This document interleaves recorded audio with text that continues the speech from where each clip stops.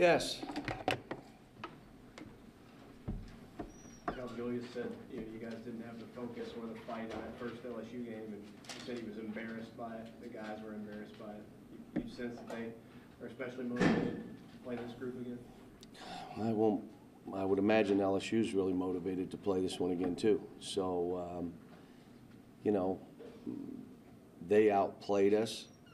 Johnny O'Brien was really good, but he wasn't the only guy that outplayed us. They out-rebounded us. They out-coached us. They outran us. They got us in transition defense. They got us every which way but loose. And the only reason the game wasn't 20 is because we made 3 threes, bankers, or it would have been a 20-point game. So I'm anxious to see how we'll play against them, but it's not like they got worse. LSU got better, so it's going to be a hard game. How much better are you? We'll see. We'll throw it up tomorrow and we'll find out. Have you had a focus or fight issue quite to that level since that game? Has all that been bad? It was just a tough trip. The weather, are we going to play, are we not going to play? And then we came out against an inspired team. How their fans found the arena, I have no idea. I thought there'd be 200 people at that game. And it ends up being a rowdy crowd. So, and look, give them credit. They played. LSU is a really good team. It's like I've said about Tennessee and LSU and other teams in our league. I mean, Missouri, it amazes me when people beat each other in other leagues. It shows how strong their league is. And when we beat each other in our league up there, the league's not very good. What? I mean, I don't get it, but we'll see. They're really good. Julius's numbers are starting to trend back upwards, especially after the other night. What have you seen in this process? He's playing less minutes and he's passing more. James told us that the first time around against LSU, he heard from some guys, whether it was either on this team that had played him before, that LSU doesn't play as hard as they did. He said he wants to give some payback this time around, but they're not going to be taken lightly. Play the game. Throw the ball up. I mean, we're going to find out where we are. They were good yesterday. Let's have a great practice today. Let's just keep, our chemistry and our energy and our will to win for each other and for the team is, what we're focused on, and being more team-driven, individual, being player-driven versus being coach-driven. We're on that a lot. So, but the guys are responding. They're doing pretty good. Does talk about motivation and payback and all that, does that sort of annoy you? It's not, well, the whole thing for me is, and the hardest thing when you're dealing with young players is you have to get them to think different. Their inner dialogue, that it's geared for us, not themselves. That they stay in a positive light. Their inner dialogue. I'm going to the foul line. Oh my God, I'm going to miss this. I don't think. Well, you won't believe this. You're going to miss that. Or I can do this. I can't wait to shoot these. Foul me. And young guys, especially when they're thrown in this mix, you can get that inner dialogue whacked out. Some of it's been because you never have had inner dialogue for anybody other than your own game. And now that's got to begin to change. So these guys have done good. They're making the strides we want. But this is a hard game for us. It's going to be a tough one. When you put on the tape of the first half the other night, Ole Miss, what did you see? A team that ran really fast and a team that passed the ball to each other early. That played so fast that we turned it over some. Yet were really aggressive, communicated defensively. Like I said, that start and even the beginning of the second half, and there were 3-4 minutes in that game where we backed up and had mental breakdowns. But short of that, we played. And even at the end of the game, the last, minute and a half. So you live with some turnovers if you get the pay, if it gets you the well, yeah. I mean, again, there are good turnovers and there are bad turnovers. We had some bad ones. We have some players that aren't great handling the ball, passing, and you hope they don't pass much. But if they do, they're gonna turn it over some. But each of them, you know, they came together. They did it for each other. The locker room had energy. You know, I said you had fun because you played fast, you played aggressive, and you were into each other. But it's hard to sacrifice, you know, and give up. You don't try. Are you going to give up as much as I give up? Or am I the only one giving up? And it becomes that inner dialogue and that fight from within to get them to all lay it out there for each other. You're going to find out. Like I said, Julius is playing less minutes, taking less shots, passing more, and his numbers are, really? How can that be?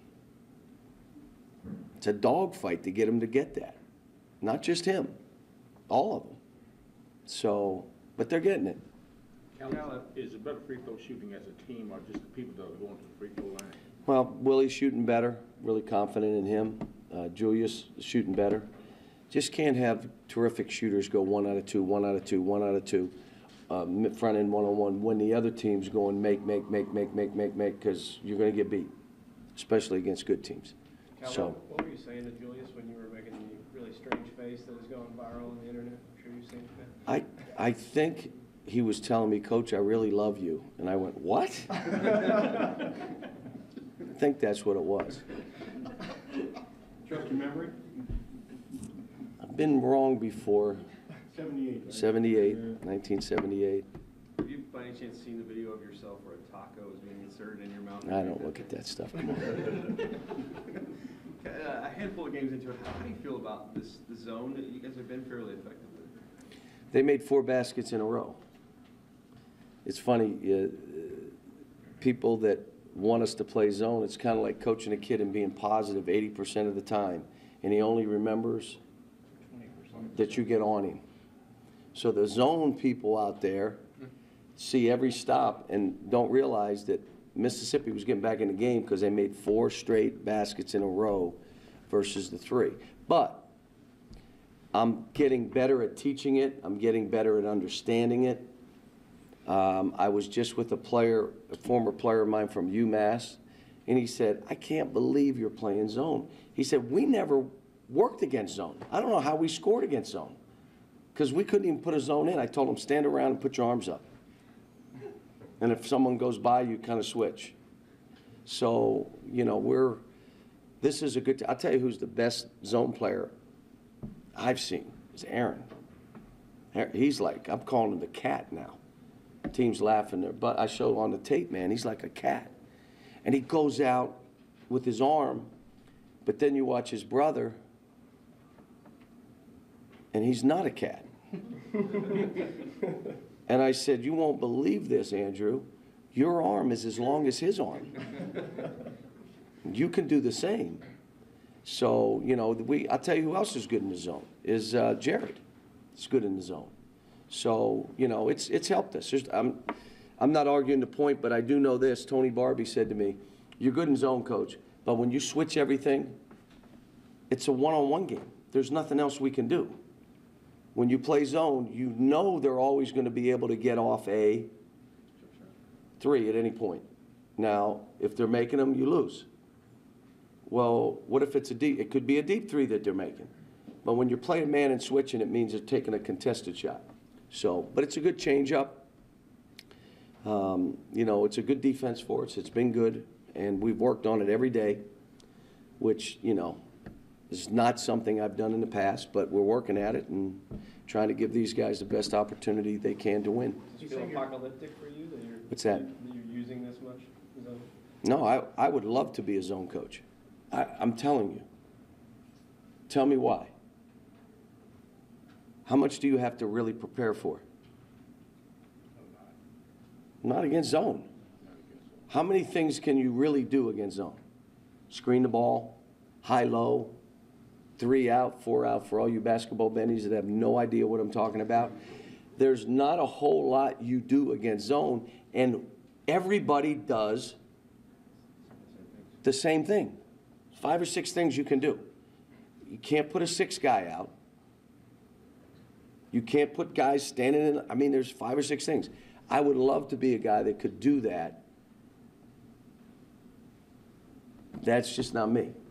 But we're using it. It's been effective. If there was a game that I thought we'd have to play the whole game to play zone to win the game, I'd do it. If you had your best players for 2 years, would you do it? What was I that? said if you had your best players for 2 years, would you? I did ask, they're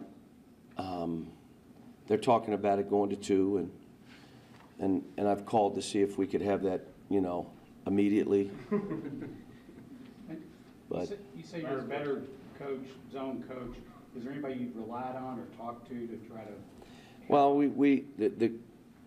Rob at Eastern Michigan was the one who came in and really, you know, gave me the breakdowns and the drill work, because you can't just do it. You got to break it down. You got to do it. You got to give them an idea of what they have to do.